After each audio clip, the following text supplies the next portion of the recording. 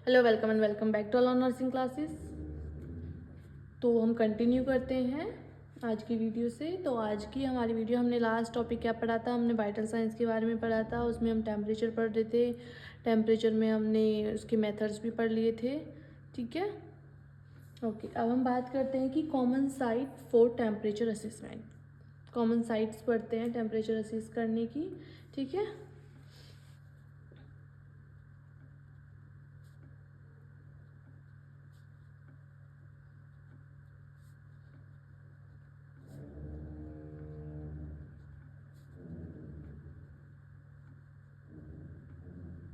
Temperature assess की common sites के बारे में हम पढ़ते हैं। तो सबसे कॉमन साइट क्या है हमारी? फर्स्ट होगी माउथ।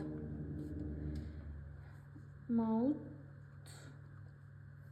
कि हम ओरली कैसे टेम्परेचर असेस करते हैं, पहले हम उसके बारे में बात करते हैं। तो थर्मोमीटर हम प्लेस करें, सबसे पहले हम क्या कहते हैं ओरली जब हम टेम्परेचर चेक करते हैं तो थर्मोमीटर को हम कहाँ पर प्लेस करते हैं? टंग के फ्लोर पे, floor of the tongue.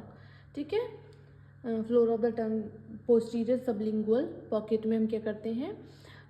Thermometer को प्लेस करते हैं। ठीक है,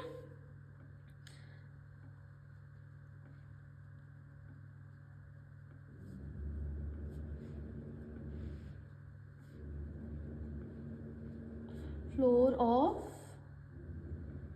द टंग यानी कि पोस्टीरियर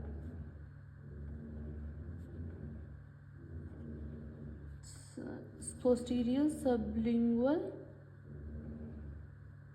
पॉकेट। ठीक है, पूछा जाएगा कहाँ पर? तो पोस्टीरियर सबलिंगुअल पॉकेट में। ठीक है, अब हम बात करते हैं कि हम किन किन कंडीशंस में ओरली हम टेम्परेचर चेक करते हैं और किस किस कंडीशन में हम ओरली, ये कौन कौन सी कंडीशंस हैं जो कॉन्ट्राइंडिकेटेड होती हैं जिसमें हम ओरली टेम्परेचर असेस नहीं कर सकते। तो सबसे पहले हम पढ़ते हैं कि एडवांटेज क्या है। ओरली हम जब माउथ से हम टेम्परेचर असेस करते हैं तो उसके एडवांटेज क्या होंगे?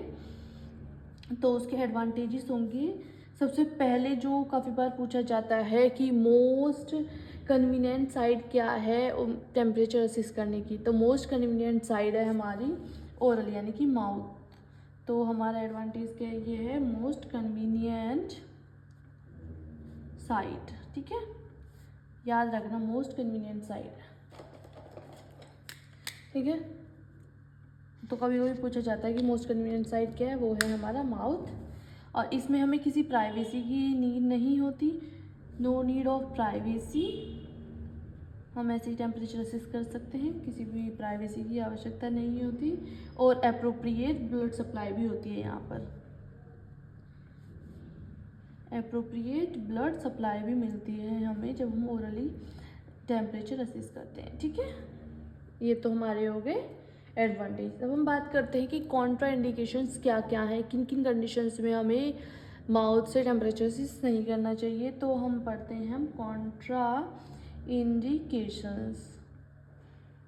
ठीक है, कॉन्ट्रा इंडिकेशन की बात करेंगे तो सबसे पहले अगर कोई भी ओरल सर्जरी हुई है, कोई भी ओरल सर्जरी हुई है तो तब हम ओरली नहीं टेम्परेचर असेस कर सकते। अगर कोई मेंटल हेल्थ इशू है, मेंटल इलनेस है कोई, तब भी हम ओरली नहीं करेंगे। अगर सीजर्स आते हैं पेशेंट को तब भी हम ओरली नहीं करेंगे टेम्परेचर असेस। अगर पेशेंट अनकॉन्शियस है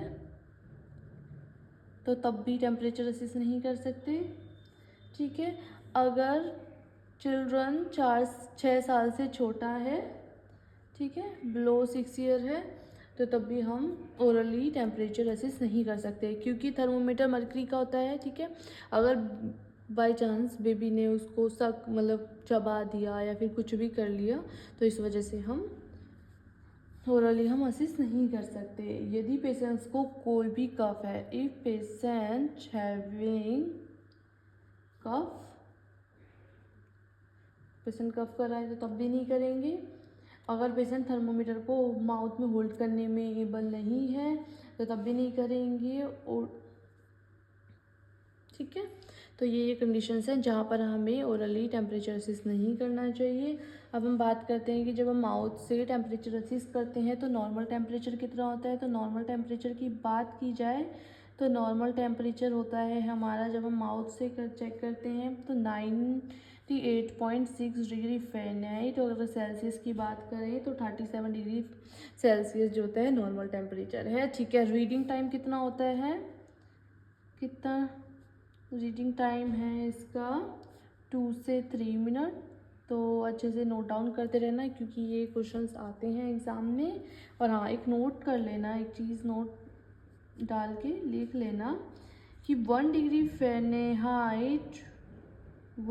फ़ारेनहाइट टेम्परेचर जो होता है ये एक्सिलरी से ज़्यादा होता है, higher than axilla, and 1 degree Fahrenheit lower than rectum. ठीक है, जब हम रेक्टम से टेम्परेचर असिस्ट करते हैं तो रेक्टम का 1 डिग्री टेम्परेचर ज़्यादा होता है और एक्सिलरी का 1 डिग्री टेम्परेचर कम होता है। ठीक है, यानी कि हमारे जब माउथ से हम चेक करते हैं तो 1 डिग्री टेम्परेचर ज़्यादा होगा एक्सिलरी से और 1 डिग्री टेम्परेचर कम होगा रेक्टम से। ठीक है, ये हमने देख लिया। ठीक है, अगर पेशेंट देखो एक चीज़ और नोट कर लेना, ये तो आपने कर लिया 1 डिग्री टेम्परेचर ज़्यादा होता है एक्सिलरी में और एक्सिलरी टाइम पे एक्सिलरी से, और 1 डिग्री फ़ारेनहाइट कम होता है रेक्टम से, जो माउथ का टेम्परेचर होता है वो। एक नोट और डाल लेना कि हमें डिले करना चाहिए टेम्परेचर चेक करना, डिले द टेम्परेचर फॉर 15 से 20 मिनट। अगर पेशेंट ने कोई कोल्ड ड्रिंक ली है, च्युइंगम खाई है, खाना खाया है, स्मोकिंग की है, तो इन कंडीशंस में हमें 15 से 20 मिनट का वेट करना है, उसके बाद ही टेम्परेचर चेक करना है, नहीं तो वेरिएशंस आएंगी बहुत ज़्यादा। ठीक है, 15 से 20 मिनट हमें डिले करना है अगर पेशेंट ने, when patient have cold drink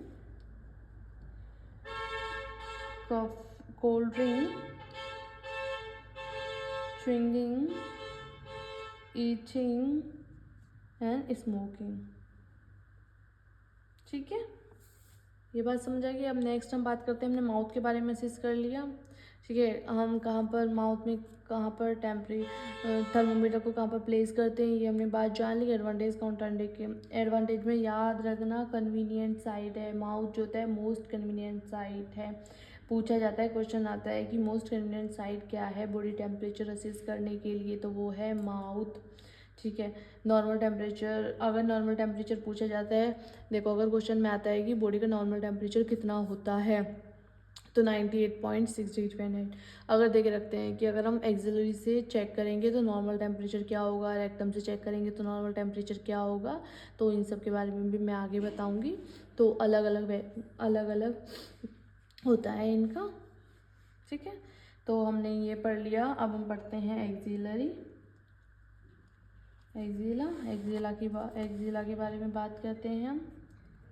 ठीक है, तो अल्टरनेटिव ऑफ ओरल। ठीक है, ये अल्टरनेटिव होता है ओरल का, जहाँ पर हम जैसे कि ओरल सर्जरी हुई है, ओरल सर्जरी में हम माउथ से नहीं कर सकते, तो हम क्या कर सकते हैं, हम ये एक्सिलरी से चेक कर सकते हैं।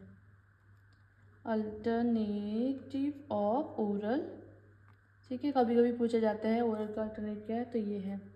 अब हम, और हाँ, क्वेश्चन ये भी आता है, लिस्ट एक्यूरेट रूट। ठीक है, तो वो एक्सिला है। अब नॉर्मल टेम्परेचर की बात करें इसमें तो 97.6 डिग्री फ़ारेनहाइट और ठीक है 97.6 डिग्री फ़ारेनहाइट एक्सिला का नॉर्मल टेम्परेचर है। मैंने आपसे बोला था ना कि कभी कभी क्वेश्चन ये भी आ जाता है, अगर पूछा जाए नॉर्मल टेम्परेचर तो 98.6 डिग्री फ़ारेनहाइट बताना। अगर पूछा जाए कि एक्सिला का नॉर्मल टेम्परेचर, एक्सिला से अगर हम चेक कर रहे हैं तो नॉर्मल टेम्परेचर कितना होगा, तो 97.6 डिग्री फ़ारेनहाइट नॉर्मल टेम्परेचर होगा। और अगर हम टाइम की बात करें, ठीक है, तो 3 से 5 मिनट। ठीक है, ओके। तो जैसे अब एक चीज़ इसमें भी नोट कर लेना, आप नोट डाल लेना कि 2 degree Fahrenheit lower then rectum and 1 degree Fahrenheit lower than oral। ठीक है, इसमें दोनों में लोअर ही है। एक्जिला का टेम्परेचर रेक्टम और ओरल दोनों से ही कम होता है। ठीक है, अभी इंडिकेशंस की बात की जाए, एक्जिला के इंडिकेशंस की बात की जाए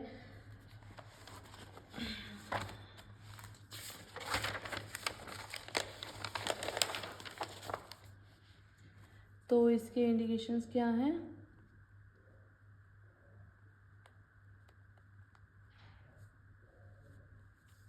तो वह ठीक है, जब हम माउथ से टेम्परेचर असेस करते हैं, देखो फर्स्ट इंडिकेशन क्या होगा? अगर माउथ से टेम्परेचर असेस करना जिस जिस कंडीशन में कॉन्ट्राइंडिकेशन है वो इसका इंडिकेशन होगा। ठीक है, जिन जिन में माउथ से टेम्परेचर असेस नहीं कर सकते जिन कंडीशंस में, उसमें हम क्या कर सकते हैं? एक्सिलरी से टेम्परेचर असेस कर सकते हैं। When mouth temperature assessment is contraindicated. ठीक है, एग्जाम्पल जैसे कि अनकॉन्शियस पेशेंट हो गया, जो मैंने आपको लास्ट में बताया था, अनकॉन्शियस पेशेंट, सीजर, कफिंग या चिल्ड्रन। ठीक है, इन कंडीशंस में क्या करेंगे? हम एक्जिला से चेक करेंगे। ठीक है, फिर उसके बाद कॉन्ट्राइंडिकेशन की बात करें। कॉन्ट्राइंडिकेशन क्या होगा?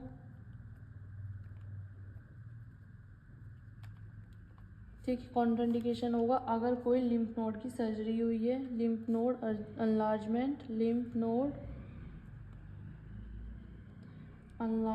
है या फिर मेस्टेक्टमी हुई है। ठीक है, तो इन कंडीशंस में हम क्या करते हैं? एक्सिलरी से टेम्परेचर असेस नहीं कर सकते। अगर पेशेंट को बहुत ज़्यादा स्वेटिंग हो रही है एक्जिला से, तो सबसे पहले नर्स की प्रायोरिटी क्या होगी कि स्वेटिंग को साफ़ करना है टॉवल से। ठीक है, या गॉज पीस। फिर उसके बाद ये टेम्परेचर असेस करेंगे। ठीक है, गॉज पीस से, टॉवल से, किसी भी चीज़ से थर्मोमीटर को अच्छे से क्लीन करना है, फिर एक्जिला को क्लीन करना है, फिर उसके बाद ही हम उसको थर्मोमीटर को प्लेस करेंगे एक्जिला में। ठीक है, तभी टेम्परेचर असेस करेंगे। ओके, ठीक है, और इसकी साइड क्या होगी? वो होगी मिड एक्जिला। क्या होगी? Mid axilla. और डायरेक्शन की बात करें तो वर्टिकल डायरेक्शन होगी। ठीक है, हमने पढ़ लिया एक्सिलरी का जो नॉर्मल टेम्परेचर होता है वो 96.7 डिग्री फ़ारेनहाइट होता है। टाइम की बात करें तो 3 से 5 मिनट ठीक है लगते हैं। फिर उसके बाद लिस्ट एक्यूरेट रूट है ये। फिर और अल्टरनेटिव है ओरल टेम्परेचर का। ठीक है, जिस कंडीशंस में हम ओरल ही टेम्परेचर असेस नहीं कर सकते, उन सब कंडीशंस में हम क्या करेंगे? एक्जिला से टेम्परेचर असेस करते हैं। जो एक्जिला का टेम्परेचर होता है वो रेक्टम से 2 डिग्री फ़ारेनहाइट कम होता है, और ओरल ये जो टेम्परेचर करते हैं उससे हम 1 डिग्री टेम्परेचर कम होता है। किसका? 1 डिग्री फ़ारेनहाइट टेम्परेचर कम होता है। किसका? एक्जिला का। ठीक है, ठीक है, हमने इंडिकेशंस कॉन्ट्राइंडिकेशन पढ़ लिए। अब हम बात करते हैं रेक्टम से जब हम टेम्परेचर असेस करते हैं रेक्टम की। ठीक है, रेक्टम की बात की जाए तो रेक्टम जो होता है मोस्ट रिलायबल मेथड है। ठीक है, देखो आप बताइए, कमेंट बॉक्स में कमेंट डालना कि मोस्ट कन्वीनियंट मेथड कौन सा होता है। ठीक है, तो वो होता है ओरल। और अगर पूछा जाए कि मोस्ट रिलायबल साइट क्या होती है टेम्परेचर असेस करने के लिए, मोस्ट रिलायबल, ठीक है, तो वो होती है रेक्टम। ओके, इसका टेम्परेचर कितना होता है? नॉर्मल टेम्परेचर कितना होता है रेक्टम का? तो वो होता है 99.6 डिग्री फ़ारेनहाइट। ठीक है, ओके, ठीक है, ठीक है। अब मैं आपसे क्वेश्चन पूछती हूँ। एक क्वेश्चन है मेरा, ठीक है, which method is most reliable if patient is on digoxin therapy, ठीक है। अगर पेशेंट डाइजॉक्सिन थेरेपी में है तो मोस्ट रिलायबल मेथड क्या होगा टेम्परेचर असेस करने का? ओरल होगा, बी एक्जिला होगा, सी हमारा रेक्टम होगा और डी हमारा नन। बताइए, ये क्वेश्चन का आंसर दीजिए कमेंट बॉक्स में कमेंट कीजिए।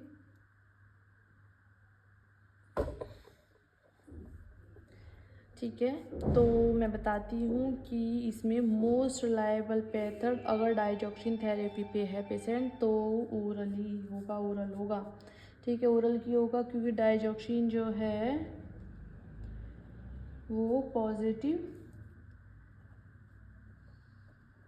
आयनोट्रॉप्स है। ठीक है, क्या है? पॉजिटिव आयनोट्रॉप्स है। क्या? डाइजॉक्सिन पॉजिटिव आयनोट्रॉप्स है। ठीक है, डाइजॉक्सिन जब पेशेंट डाइजॉक्सिन ले रहा था तो पेशेंट को ब्रेडिकार्डिया होता है। ठीक है,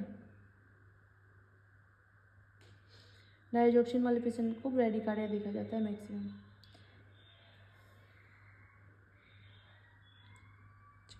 रेक्टम क्या है? मोस्ट रिलायबल साइट है जिसका टेम्परेचर 99.6 डिग्री फ़ारेनहाइट होता है। अगर हम टाइम की बात करें कि टाइम कितना लगता है इसको चेक करने के लिए तो 1 से 2 मिनट लगती हैं। टेम्परेचर चेक करने की टाइमिंग 1 से 2 मिनट होती है। अब इसके एडवांटेज की बात करें कि रेक्टम से जब हम टेम्परेचर असेस करते हैं, ठीक है, तो इसके एडवांटेजेस क्या क्या होंगे, एडवांटेज क्या होंगे और डिसएडवांटेज क्या होंगे, हम इसकी भी बात करेंगे। ठीक है, एडवांटेज की बात करें तो ये क्या है? सबसे पहले कि मोस्ट रिलायबल मेथड है, रिलायबल साइट है टेम्परेचर असेस करने के लिए। ठीक है, और इसमें सबसे ज़्यादा ब्लड सप्लाई होती है, रिच इन ब्लड सप्लाई,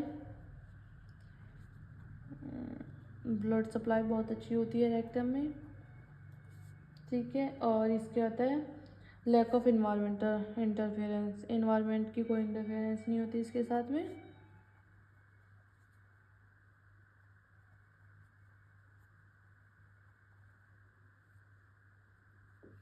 ठीक है, अब बात करते हैं हम डिसएडवांटेज की। डिसएडवांटेज, सबसे पहला डिसएडवांटेज क्या होगा कि अगर रेक्टम से हम टेम्परेचर असेस कर रहे हैं तो पेशेंट को प्राइवेसी की नीड होगी। ठीक है, सबसे पहले प्राइवेसी की नीड होगी, हाइजीन इश्यू होगा और कोई भी इंजरी होने के भी चांसेस होते हैं रेक्टम से टेम्परेचर असेस करने के टाइम पे। क्या? प्राइवेसी नीडेड, ठीक है, हाइजीन इश्यू और थर्ड क्या होगा? किसी भी रिस्क ऑफ इंजरी। ठीक है, इंजरी की रिस्क भी रहती है। ठीक है, पढ़ लिया हमने डिसएडवांटेज। अब हम डायरेक्शन की बात करते हैं। जब हम रेक्टम से टेम्परेचर असेस करते हैं तो डायरेक्शन क्या होगी? डायरेक्शन की बात की जाए तो पोस्टीरियर टू डाउनवर्ड हम थर्मोमीटर को प्लेस करेंगे, पोस्टीरियर टू डाउनवर्ड, जैसे हम एनजी ट्यूब करते हैं ना, same as NG tube.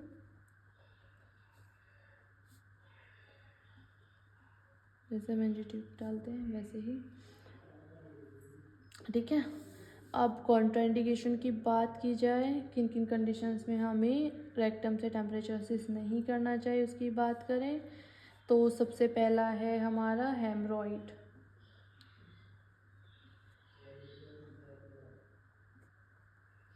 Haemorrhoid, ठीक है, हेमरॉइड में हम रेक्टम से टेम्परेचर असेस नहीं करेंगे। दूसरा, अगर पेशेंट को डायरिया है तो तब भी हम पेशेंट को टेम्परेचर असेस नहीं करेंगे। अगर पेशेंट को कोई भी कार्डियक इशू है, ठीक है, कार्डियक इशू है तो टेम्परेचर असेस नहीं करेंगे, मोस्ट इम्पोर्टेंट। ठीक है, काफ़ी बार क्वेश्चन में पूछा जाता है कार्डियक इशू वाले पेशेंट को किसी साइड से टेम्परेचर असेस किया जाता है। ठीक है, तो हम रेक्टम से असेस नहीं करेंगे, याद रखना इस बात को। और फिर उसके बाद अगर पेशेंट को अपेंडिसाइटिस तो तब भी हम नहीं करेंगे।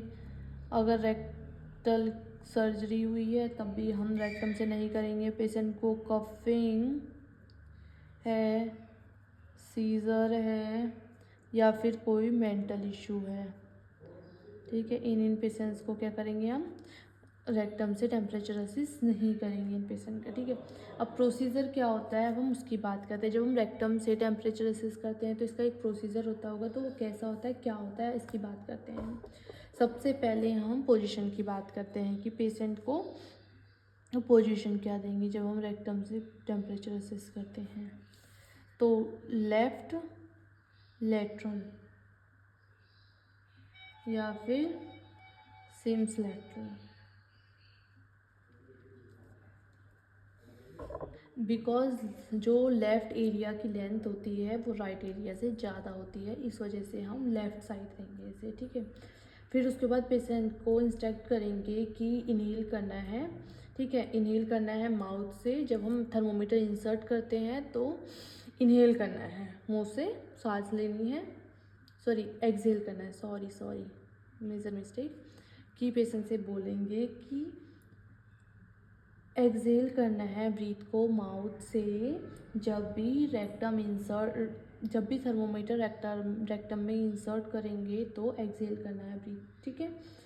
अडल्ट में जो थर्मोमीटर इंसर्ट करते हैं वो कितना सेंटीमीटर, वो 1 से 1.5 इंच। अगर चाइल्ड है तो उनमें 0.5 से 1 इंच हम थर्मोमीटर को इंसर्ट करेंगे, और अगर इन्फेंट है तो हम 0.5 इंच ही थर्मोमीटर को इंसर्ट करते हैं। और अगर हम सेंटीमीटर की बात करें तो 1 से 1.5 से, अगर हम इसमें इंच की सेंटीमीटर की बात करें तो 3.75 सेंटीमीटर, ठीक है, ओके।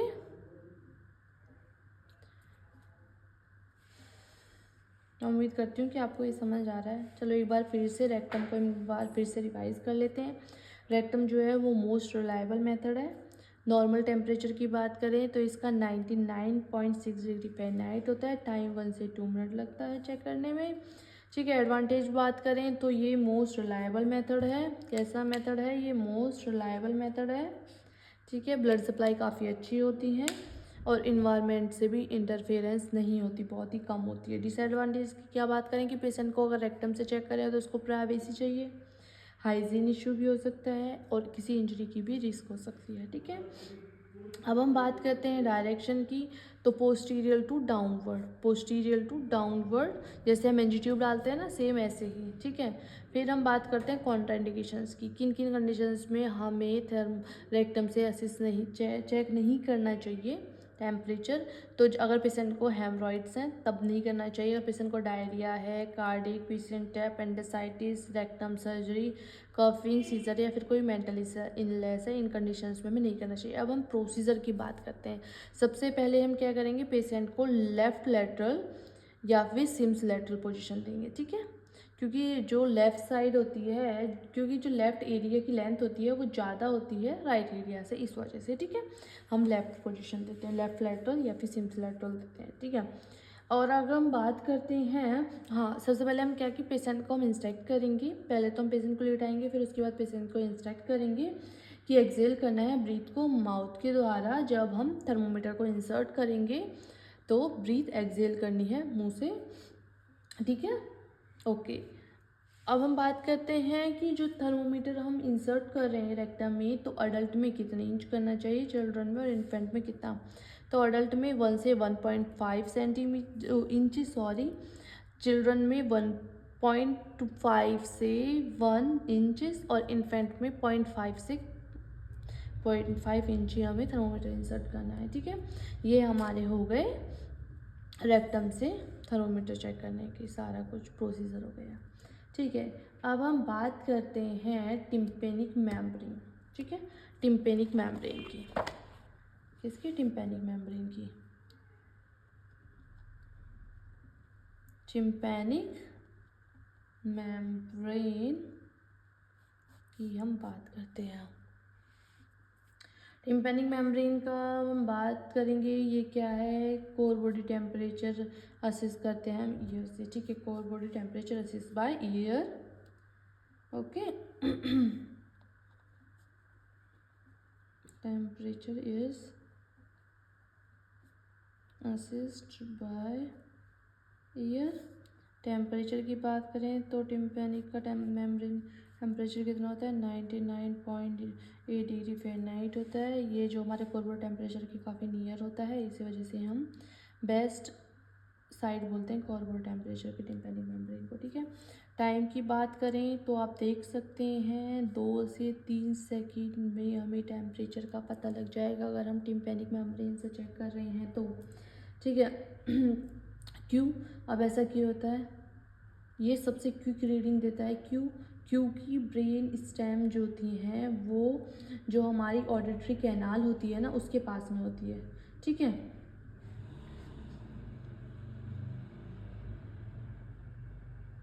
ठीक है, इसी वजह से क्या करता है ये क्विक रीडिंग देता है। It provide quick reading because brain stem near auditory canal and auditory canal have few pathogens than other site। ठीक है, इसी वजह से क्विक रीडिंग देता है। ठीक है, हमने इसमें सबसे पहले माउथ से कैसे असेस करते हैं, रेक्टम से, एक्जिला से और अब टिम्पैनिक मेम्ब्रेन से, हमने इन सब के बारे में बात कर लिया। अब हम बात करते हैं कि थर्मोमीटर्स के टाइप क्या होते हैं, कि किस किस टाइप के थर्मोमीटर से हम टेम्परेचर असेस कर सकते हैं। अब हम उसकी बात करते हैं। ठीक है, सबसे पहले हमें एक बार क्विक रिवीजन करते हैं। जो माउथ होता है वो मोस्ट कन्वीनियंट साइड होती है, प्राइवेसी की नीड नहीं होती। ठीक है और हम इजीली हमें असेस कर सकते हैं। नॉर्मल टेम्परेचर की बात की जाए तो 98.6 डिग्री फ़ारेनहाइट होता है। सेल्सियस की बात करें तो 37 डिग्री सेल्सियस होता है। पोस्टीरियर सबलिंगुअल में हम थर्मोमीटर को पोस्टीरियर सबलिंगुअल पॉकेट में हम थर्मोमीटर को प्लेस करेंगे जब भी टेम्परेचर असेस करते हैं। ये मोस्ट कन्वीनियंट साइट होती है। अब हम बात करते हैं एक्जिला की। जो एक्जिला है वो अल्टरनेटिव साइट होती है ओरल टेम्परेचर की और लिस्ट कन्वीनियंट होता है। ठीक है, उन कंडीशंस में हम एक्जिला से करेंगे जिसमें ओरल कॉन्ट्राइंडिकेटेड है। ठीक है, नॉर्मल टेम्परेचर की बात करें तो 97.6 डिग्री फ़ारेनहाइट जो होता है एक्जिला का नॉर्मल टेम्परेचर होता है। ठीक है, ओके अगर पेशेंट को स्वेटिंग है एक्जिलरी एरिया में, मिड एक्जिला में थर्मोमीटर को प्लेस करते हैं। अगर पेशेंट को कोई भी स्वेटिंग है तो सबसे पहले हम स्वेटिंग को वाइप करेंगे, उसके बाद ही हम टेम्परेचर चेक करेंगे एक्जिला से। फिर हम बात करते हैं रेक्टम की। रेक्टम मोस्ट रिलायबल मेथड होता है। ठीक है, और इसका टेम्परेचर जो है वो नॉर्मल टेम्परेचर 99.6 डिग्री फ़ारेनहाइट इसका नॉर्मल टेम्परेचर है। ओके, इसमें हम पेशेंट को सबसे पहले लेफ्ट लेटरल या पेशेंट लेटरल पोजीशन देते हैं और फिर उसके बाद ही हम टेम्परेचर असेस करेंगे। पेशेंट को इंस्ट्रक्ट करेंगे कि ब्रीथ को एक्सेल करना है मुंह से। जब हम टेम्परेचर थर्मोमीटर इंसर्ट करेंगे तो ब्रीथ एक्सेल करनी है माउथ से। ठीक है, तो ये हम पेशेंट को इंस्ट्रक्ट करते हैं। अडल्ट में 1 से 1.5 इंच हम थर्मोमीटर इंसर्ट करेंगे। अगर चिल्ड्रन है तो 0.5 से 1 इंच, अगर इन्फेंट है तो 0.5 इंच हम थर्मोमीटर को इंसर्ट करेंगे। ठीक है, हमने नेक्स्ट बात की थी टेम्पोरल मेम्ब्रेन की, टिम्पैनिक मेम्ब्रेन की। कोर्बोटेम